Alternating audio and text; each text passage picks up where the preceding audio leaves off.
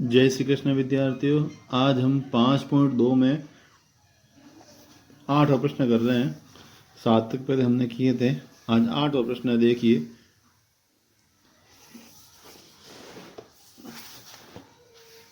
एक एपी में 50 पद है जिसका तीसरा पद 12 है और अंतिम पद 106 है। इसका 29वां पद ज्ञात कीजिए।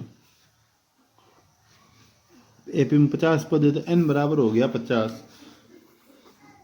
n बराबर 50। तीसरा पद 12 है तो a 3 बराबर हो गया 12 और अंतिम पद मतलब a 50 बराबर हो गया 106। अपने को ज्ञात करना है 29वां पद ज्ञात करना है।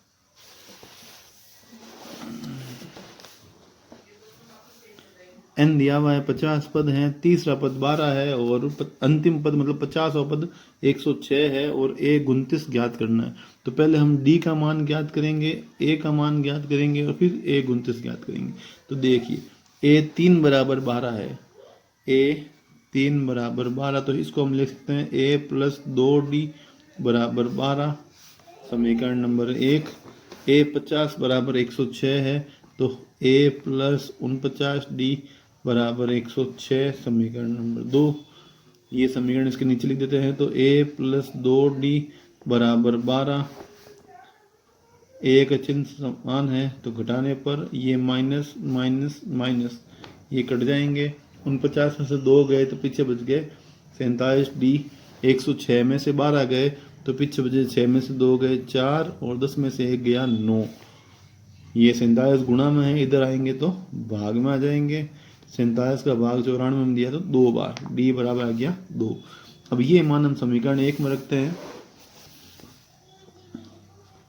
d का मान समीकरण 1 में रखने पर तो यहाँ हो जाएगा a प्लस 2 गुणा 2 बराबर 12, 2 दूनी 4 बराबर 12। ये 4 प्लस के इधर आएंगे तो माइनस के, 12 में से 4 गए तो 8। ये आ गया a का मान। अब निकालना है a 29 निकालना है तो a प्लस 28d। a का मान 8, 28 और d का मान 2। तो 8, 28 दूनी 56, 56 में 8 जुड़े तो 64। ये आंसर है। अब देखिए 9 नंबर प्रश्न है।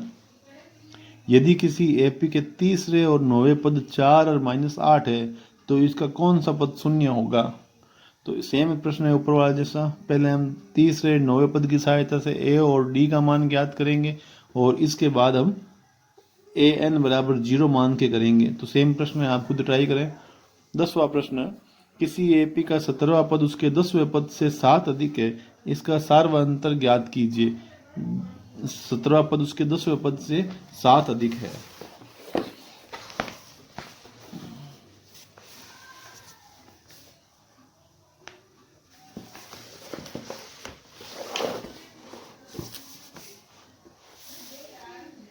किसी एपी का 17वां पद उसके 10वें पद से 7 अधिक है। ये हो गया 17वां पद, ये हो गया 10वां पद, इन दोनों का अंतर हो गया 7। इसका सारा अंतर मतलब d ज्ञात करना है हमें। तो a17 माइनस a10 बराबर 7। a17 का मतलब होता है a प्लस 16d। a10 का मान होता है a प्लस 9d बराबर 7। तो a प्लस 16d ये माइनस से गुणा होके माइनस का a माइनस प्लस माइनस के 9d बराबर 7। ये प्लस का a माइनस का a कैंसिल, 16d में से 9d गए तो 7d बराबर 7 और d बराबर 7 बटा 7। तो d बराबर आ जाएगा 1। ये ज्ञात करना तो सार्वंतर या d एक ही बात है। प्रश्न नंबर 12 देखिए। दो समांतर श्रेणियों का सार्वंतर समान है। यदि इनके 100वें पदों का अंतर 100 है तो इनके 1000वें पदों का अंतर ज्ञात कीजिए। हमें दे रखा है दो समांतर श्रेणियां हैं, उनका सार्वंतर समान है। प्रश्न नंबर 12। मानना एपी एक तो मान लेते हैं A1, A2, A3, A4 और दूसरी मान लेते हैं हम capital A1, A2, A3, A4। इसमें कह रहा सार्वंतर डी है, समान है, सार्वंतर बराबर डी, दोनों में बराबर बराबर डी है। अब प्रश्न कह रहा है कि 100वें पदों का अंतर 100 है, तो इसका 100वां पद हो गया A100, इसका 100वां पद हो गया A100 बराबर 100 है। तो A100 का मतलब हो गया A प्लस 99D, इसका मतलब हो गया A प्लस 99 और स्मॉल डी छोटा डी, दोनों में डी तो समान ही है। तो A प्लस 99D माइनस से गुणा होते ही माइनस का A, माइनस प्लस माइनस का 99D बराबर 100, माइनस प्लस कैंसिल, तो A माइनस A बराबर 100, समीकरण नंबर 1। अब हमें प्रश्न कह रहा है कि इनके 1000वें पदों का अंतर ज्ञात करो। 1000वें पदों का अंतर ज्ञात करने के लिए हम लिख देते हैं A1000 माइनस कैपिटल A1000, और हम जानते हैं A1000 का मतलब जितना है उससे एक कम कर दें, तो A plus 999D minus A plus 999D, तो यहाँ हो गया A plus 999D minus A minus 999D, ये कैंसिल, तो उत्तर आ गया A माइनस A, जो कि हमारे पास ऊपर था, तो ये आ गया 100। यहाँ लिख देते हैं समीकरण 1 से। इसका मतलब हुआ कि इनमें सब में सारा अंतर बराबर है, तो इसमें कोई से पद लो, अंतर कितना आएगा 100। इन दोनों के पहले पद का अंतर 100, दूसरे पद का अंतर 100, 50वें पद का अंतर 100, सब में अंतर कितना आएगा 100 ही आएगा। अब देखिए 13 नंबर प्रश्न है, 3 अंकों वाली कितनी संख्या है 7 से विभाज्य है। तो सबसे पहले हम देखें 3 अंकों की संख्या होती कौन सी है। सबसे छोटी संख्या होती है 3 अंकों की 100, और सबसे बड़ी होती है 999। हमें देखना है इनमें से 7 से विभाज्य संख्या कौन सी है। तो 100 में 7 का भाग देंगे, एक बार देखो करके देखते हैं रफ में। तो एक बार पीछे बच गया 3 0, तो 7 चौक 28, पीछे बच गया 2। अगर यहाँ पे 5 और जोड़ दें तो 7 का पूरा पूरा भाग जाएगा। तो पहली संख्या हो गई 105, फिर 7 जोड़ा तो 112, फिर 7 जोड़ा तो 119। अब 999 में 7 का भाग देके देखते हैं, तो 7 एकम 7, पीछे बच गए 2, 29 में 7 चौक 28, पीछे बच गया 1 उतारा हमने 9, 7 दूनी 14, पीछे बच गए 5। अगर ये 5 हटा दें अपन तो 7 का पूरा पूरा भाग जाएगा। हम यहाँ 2 जोड़ सकते हैं, पर वो क्या हो जाएगी 4 अंकों की संख्या हो जाएगी, 1001 हो जाएगा।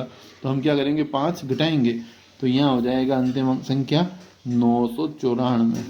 अब हमारे पास एक पे आ गई 105, 112, 119 डॉट डॉट डॉट 994। तो इसमें पहला पद A बराबर 105, D बराबर अंतर 7 है, और AN बराबर 994। हमें N पता नहीं कितना है, तो N ज्ञात करेंगे। देखिए AN का सूत्र होता है A प्लस N माइनस 1 गुणा D बराबर 994। A का मान पता है 105, N पता नहीं, D का मान 7। ये 105 प्लस के इधर आएंगे तो जाएंगे माइनस के, 994 में से 105 घटाएंगे तो 14 में से 5 गए 9, 8 में से 0 गए 8, 9 में से 1 गया 8। ये 7 गुणा के हैं, इधर आएंगे तो भाग में आ जाएंगे। तो n माइनस 1 बराबर 889/7। 7 का भाग दिया एक बार, पीछे बच गया 18 में 2 बार, 49 में 7 बार, माइनस 1 इधर आएगा तो 127 प्लस 1 बराबर 128 पद। यहाँ पे कुल मिला के 128 पद हैं। अब लास्ट में लाइन लिख देंगे, अतः 7 से विभाज्य 3 अंकों की संख्या 128 है। अतः 7 से विभाज्य 3 अंकों की संख्या 128 है।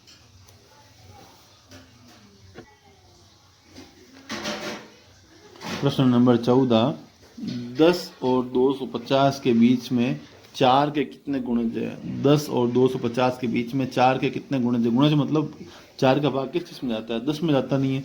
10 के बाद आता है 12, 12 के बाद 16, 16 के बाद 20। अब 250 में देख के देखें भाग अपन, तो 4 का भाग दिया 6 चौक के 24, पीछे बचा 1, 10 में गया 4 दूनी 8, पीछे बचे 2, ये 2 घटाएंगे तो हो जाएंगे 248। लास्ट संख्या होगी 248। अब हमें चेक करना है कितनी संख्या है, तो a बराबर 12, d बराबर, दोनों में अंतर है 4 का, और an बराबर 248। सूत्र होता है an का a plus n minus a गुणा d बराबर 248। a का मान 12, n माइनस 1 गुणा 4 बराबर 248। अब हम क्या करें, देखो इसको 12, 4 को n से गुणा किया, 4 को 1 से किया 4, 12 में से 4 गए, पीछे बच गए 8, 8 प्लस के उधर गए तो माइनस के,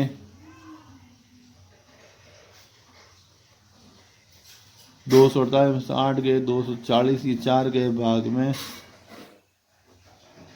तो उत्तर आ गया हमारे पास 60। ऐसी संख्याएं जो 10 और 250 के बीच में है, 4 से विभाज्य वो संख्याएं 60 है।